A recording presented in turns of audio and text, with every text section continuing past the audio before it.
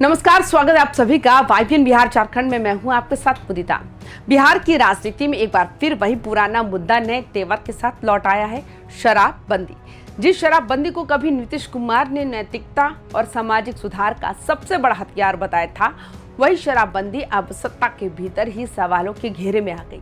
फर्क बस इतना है कि इस बार सवाल सिर्फ विपक्ष नहीं उठा रहा, बल्कि सरकार के अपने साथी दल और अब खुद बीजेपी के विधायक भी इस कानून को लेकर खुलकर बोलने लगे हैं।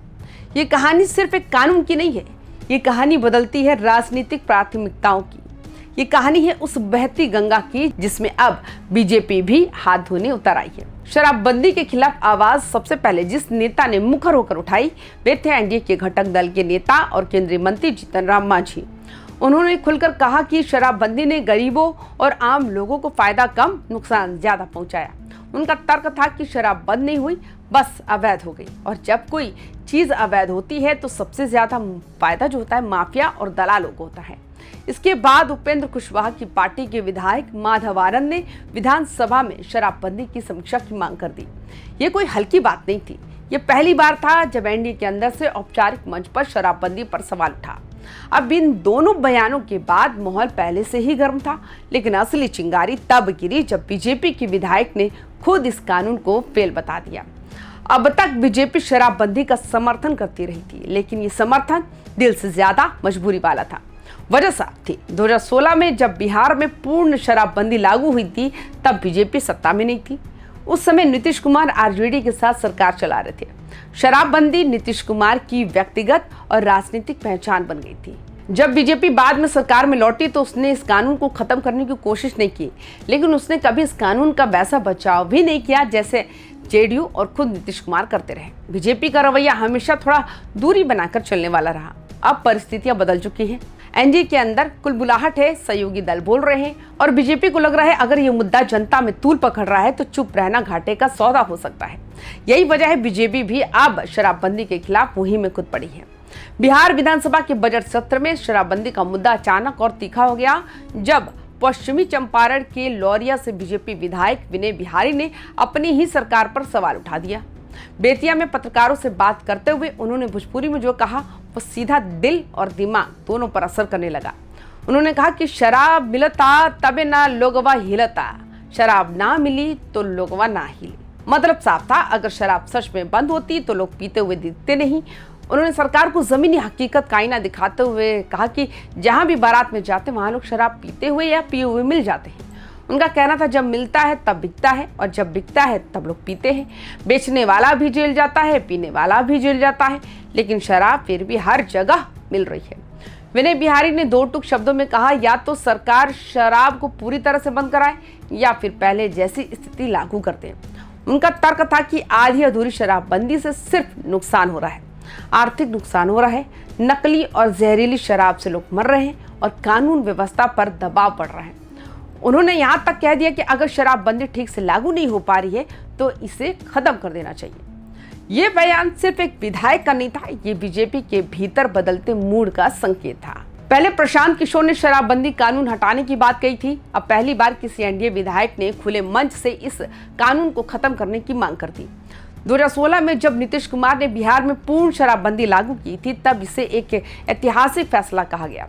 लाखों लीटर शराब जब्त की गई, लाखों लोग जेल भेजे गए। सरकार ने दावा किया कि इससे घरेलू हिंसा कम होगी, परिवारों में शांति आएगी और महिलाओं को राहत मिलेगी। लेकिन समय के साथ तस्वीर बदलती गई। जहरीली शराब से कई जगहों पर मौतें हुई, अवैध शराब का कारोबार पनपा, पुलिस और प्रशासन पर सवाल उठने लगे।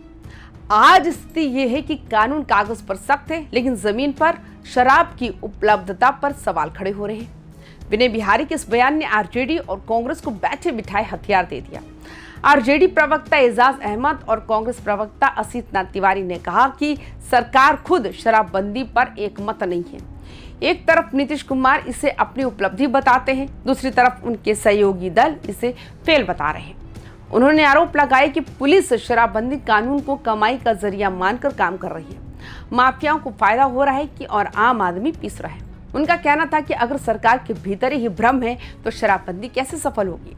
विनय बिहारी के बयान के बाद जेडीयू और बीजेपी दोनों ने सरकार का बचाव किया। जेडीयू प्रवक्ता अभिषेक झा और बीजेपी प्रवक्ता प्रभाकर मिश्रा ने कहा कि विधायक के बयान को गंभीरता से लिया जाएगा और शराबबंदी कानून को और भी प्रभावी बनाया जाएगा।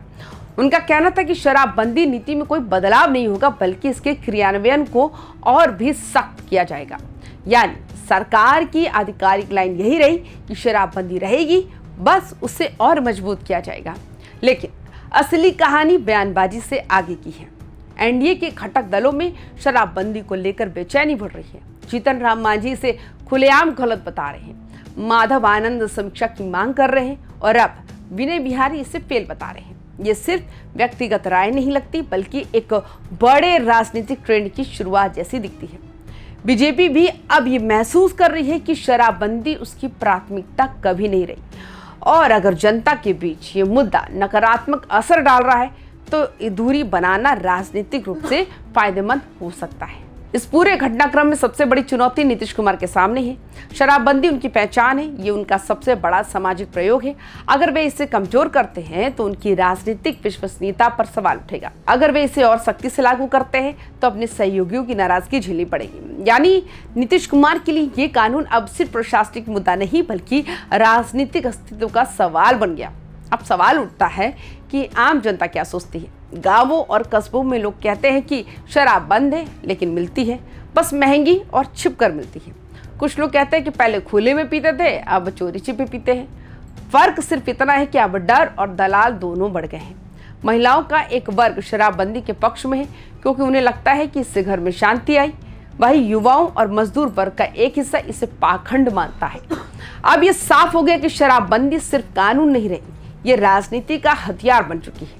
विपक्ष इसे सरकार की विफलता बता रहा है, सहयोगी दल इसे भोज मानने लगे हैं और बीजेपी अब इस बहती गंगा में हाथ धोने को तैयार दिख रही है। ये वही बीजेपी है जो कभी इस कानून को ना खुलकर समर्थन देती थी, ना खुलकर विरोध करती थी।